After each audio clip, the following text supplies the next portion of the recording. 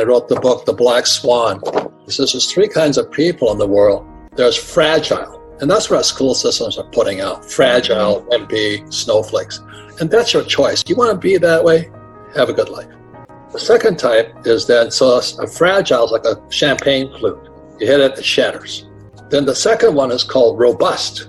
And a robust person is like the rock. You know, you can pound on them, dump on them. They take it. But that's all they do. They take it. And that anti-fragile is somebody like you, where they pound the crap out of you, and you get smarter and better because of it. So I love Nassim Taleb. You know, a lot of people call him Dr. Doom. But the way I look at this whole thing, this economy is, we're probably going into a depression. You know, we're not going to get out of this. And so the thing is this good for you or bad for you? I'm looking forward to it. You know, the last crash was 2008, and I made more money in 2008 than in my whole life. So this one here, I'm going to get even richer. But other people are going to get poor. And if they're baby boomers, they're going to blame it on this coronavirus, my health, you know, that, hey, hit the road, put on some running shoes, change your diet, get some sunlight, you know, get healthy. Don't be a wimp. But no, I'm so afraid of dying. I'm going, you're already dead. You know, in the Marine Corps, we used to call them corpse people. A corpseman is a person who's dead but doesn't know it. They're so afraid of dying. They're already dead. This is the best time to be alive right now. The lesson is here, you got to choose your teachers wisely. When the market crashed in 2008, guess how much money I borrowed? $300 million. Because interest rates were dropping and real estate prices were going to the toilet. And when I walk into my banker, this report has about a financial statement. Income statement, balance sheet, statement of cash flow. It's a book on accounting. People don't even know it's a book on accounting. So I walked into my banker with my partner and had all this property that was floating to the surface. And I say, I'll take them off your hands. Give me the money to buy the property. That's cojones. Give me the money and I'll buy your properties for you. So it depends, and this is my whole thing. I'm now 700 million, almost $1 billion in debt. You know why? Because I don't pay any taxes. The more debt I have, the less tax I pay. And the average guy goes, how do you do that? Because you have bad teachers. And so it's this whole thing that you got to choose your teachers wisely. I don't touch that garbage that Wall Street puts out. I don't have a 401k. I don't have stocks, mutual funds, ETFs. Doesn't mean you shouldn't, but I don't need them. And the other part is, look, for you young guys, the best teachers are not in colleges. The best teachers are on YouTube. Wake up. The fake teachers are in colleges. They're telling you to get a job, the corporate ladder. You know, Patrick Bet-David said it the best, and I love that guy. He says there's two kinds of leaders, wartime and peacetime. And a peacetime leader is a guy like my poor dad. He goes through all the right schools. He has all the degrees, the credentials. He does all the right things. He climbs the corporate or the government ladder and all that. Well, a wartime leader goes to war. So Steve Jobs is a wartime leader. I'm a wartime leader. Difference is I went to war twice on the front lines. You know what happened? So I joined the Marine Corps. I learned to fly. I go to Camp Pendleton. I strap on my weapons. I go to advanced weapons in Camp Pendleton. I go to Okinawa, and then they send me into Vietnam. And I came out of Vietnam about 4 months later, back to restage in Okinawa, and I thought everybody had changed. I looked at the fellow Marines. I had been to war. It's different. When somebody's trying to kill you, every single mission, I went down 3 times. And I came back stronger and tougher. So I come back to Okinawa, I got like a week off, and they're going to ship me back into Vietnam again. I said, what happened to these guys? And it wasn't that they changed, I changed. So what happens to entrepreneurs who go out and they get their ass handed to them and they survive, if you survive, you see a different world. Whereas some peacetime who's climbing the corporate ladder right now, they just lost their job, they're sucking their thumb. You know, this is the worst time for them. Yet for a wartime leader, it's the best of times. If you're an entrepreneur right now, the world's open to you. If you're an employee, your world's dead to you. An entrepreneur can create their own success. That's what it comes down to. So this is the best of times for the wartime guys. Horrible time for peacetime. You can't make money now. You should hang it up. I tell all you frickin' millennials, man. You know, I don't know where it is. I got this iPhone. If you can't make money with that, hang it up. You can't make money with an iPhone through social media, through marketing.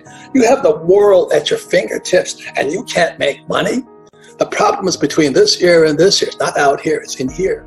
That's why you've got to choose your teachers wisely. So let me just say it again. The best teachers are on YouTube. Make up your mind what you want to listen to. I'm just being real. Look, if you're poor right now, it was called look in the mirror. That's what my rich dad always said to me. He says, if you're looking in the mirror right now and you see a loser, that's what you are. You can't make money in this economy. You better change your thinking. You know, hindsight is 2020. If you're looking and you don't have any money, you don't have a job, your boyfriend or girlfriend has left you, how did I get here? There was a great book called, Gulag Archipelago by Solzhenitsyn. So he gets thrown in a concentration camp or a gulag in Siberia. And he says, how did I get here? You know how he got there? Because he was a peacetime leader, didn't fight back. So people are being sold the bill, go to school, get a job, pay taxes, save money, get out of debt, buy a house. The house is an asset, and invest for the long term in a well-defined portfolio of stocks, bonds, mutual funds, and ETFs. And I do none of that because I don't have to do that crap. That's Kool-Aid. Go to school. Well, what do they teach you about money? Nothing. Get a job. You pay the highest taxes. Pay your taxes. I don't pay taxes. Get out of debt. Well, money is debt after 1971 if you know your history of money. Your house is not an asset. Your house is a liability. And why would I invest for the long term in the stock market when I can make my own assets? I don't need the stock market. I'm not saying you shouldn't, but I create my own assets. I create my own cash flow. I'm an entrepreneur. Most people are employees. They're looking for jobs. I'm just looking for, I made a fortune in 2008. I'm making more money and I'm paying less taxes. It doesn't mean I don't have problems, but I'm prepared for this. There's two kinds of discipline. There's internal or self-discipline, and then there's external discipline. So right now, if the world's kicking your butt, that's external discipline. And if you're self-disciplined, the world's kissing your butt right now. It's up to you. So that's why I love the Marine Corps. That's why I love going to military school and not a university, because I got my ass kicked every single frickin' day. First word I had to learn at the academy, mission. Mission is spiritual. What's your mission? And my mission has always been to serve people. Most people, all they give a fuck is making money and screwing people. That's called the Federal Reserve Bank, Wall Street, and all that. I want nothing to do with them. So I just don't play their game. But you have to get smarter not to play their game. So choose your teachers wisely. That's what I say, because I have to choose between my rich dad and my poor dad. My poor dad, PhD, poor, helpless, and desperate.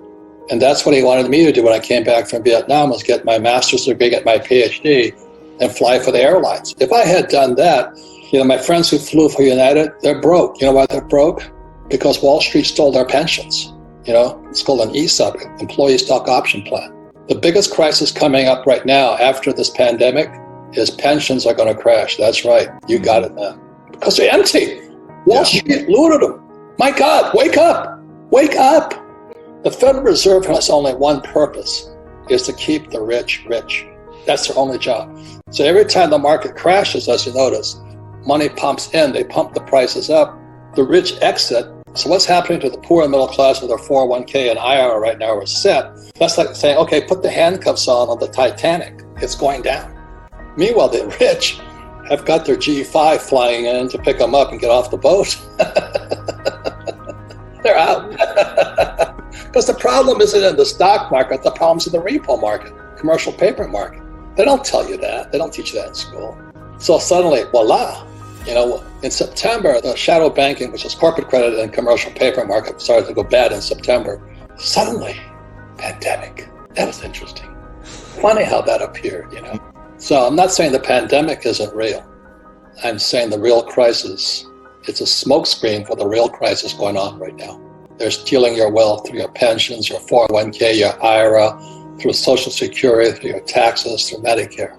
That's why we have socialism kicking in right now. We have Bernie Sanders and AOC and Elizabeth Warren, hardcore socialists.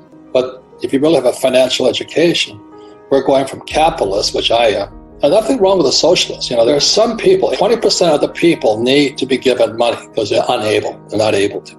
So we should give some people money, but not everybody. So we're going from capitalism to Bernie Sanders socialism and Hillary and all those guys. And then we're actually going to communism. And you can see it right now because Boeing is asking for a bailout and all these guys asking for bailouts. But this time the Fed's going to take percentage ownership. Yes, that's communism, central control of the economy. I'm not saying it's right or wrong, but it's coming. But that's what they should teach us in school. And our school teachers, most of them are socialists and some of them are communists. They want the government to tell us what to do. They're really fascist. They're really fascist. A fascist wants to tell you what to do. That's what's going on. And then they're printing money under all this scheme. So if you study real world, we've lost our freedom of speech. That's what Stalin took away. And social distancing is the right to assembly, which is why there was a Revolutionary War back in 1776. You know, the Americans had to go hide in a church because the British would kill them if they were caught assembling. History repeats. I'm not saying it's right or wrong, but you know, most people aren't taught this. That's why I love going to military school versus university. We're taught military history. You know, history is bullshit.